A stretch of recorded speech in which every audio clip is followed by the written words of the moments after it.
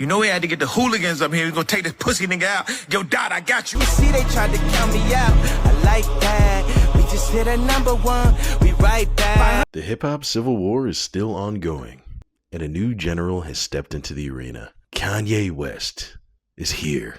A lot of people are surprised that Kanye is now involved in this Drake beef, but in all honesty, I am not surprised at all.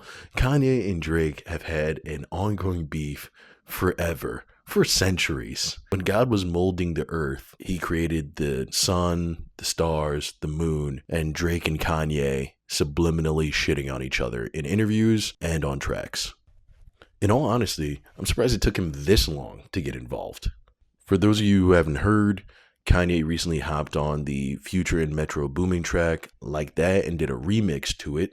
It originally was on streaming for a short time, but once he did an interview on a new YouTube show called The Download and admitted that Future reached out to him to help him beef with Drake, Sony decided to pull the track, probably so they can distance themselves with any sort of beef in the hip-hop arena, and honestly to probably keep themselves in the good graces of Universal, because obviously Drake is run by Universal Music Group. And I know you're saying, hey, Phil, they're separate companies. One's not owned by the other. I know that that's true. But at the same time, these big companies, they do have to play nice because a lot of times they're doing collaborations with each other. So you don't want to have bad blood with one of UMG's biggest artists. I will say, though, I think Kanye being involved in this beef is a watershed moment. Drake is a strategic master, and I think the problem with Future and Metro Boomin and all those guys is they play too nice. They're just trying to drop a couple of tracks and let off some like light subliminals. If you want Drake, you have to scorch the earth. You need an agent of chaos. You need someone like Kanye West. You need someone who's not afraid to wear a MAGA hat and say all sorts of obscene things. You know, so you can at least point to this guy and be like, hey, you want to deal with me or you want a piece of him? Kanye is the wild card. He's what makes their whole campaign against Drake unpredictable. I mean, just look at the guy. Also, too, when did Kanye start aging so fast? Kanye is the only black guy who ages like a white person. The Quentin Rampage Jackson mouthguard isn't helping him either, honestly. He looks like somebody Wesley Snipes would hunt in Blade. While Kanye is a powerful ally to have because he's so wild, because he can't be tamed, I could also see him doing a lot more damage to everyone's cause than really helping. Because the thing about him is he just wants the spotlight. And he doesn't want to beat Drake, but he wants the spotlight more. That's why he got involved. It's not even necessarily because of Drake. It's because of this big three conversation.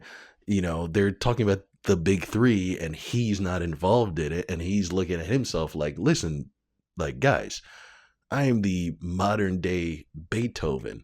When I die, there's going to be a motorcade.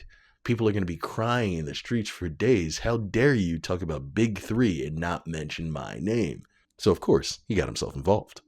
I don't know how much this is going to help Kendrick, because I'll be honest, having so many people go against Drake at once is kind of a bad look. You think it would be an advantage, but it's actually a disadvantage. Number one, because so many of them are acting at once, it makes them all seem like bullies. With so many people being after you and you taking shots from all angles, people are going to grade him on a little bit of a curve, which actually kind of helps him. Also, with so many people, there's no organization. I don't know about you guys, but I feel confused every time I'm going on those hip hop blogs or I see stuff on Instagram.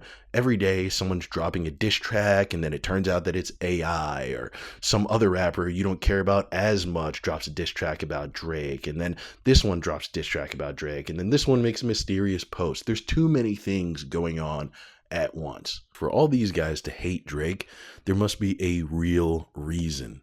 He wasn't kidding when he said it's 20v1. This shit is serious, man.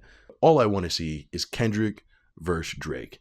All the rest can go. And because the rest of them won't go, it's complicating everything else, and it's making the whole entire beef seem kind of lame and petty. What do you guys think? Do you think Kanye being added to the roster helps Kendrick or it hurts him? Make sure to like, share, and subscribe, and I'll see you guys in the comments.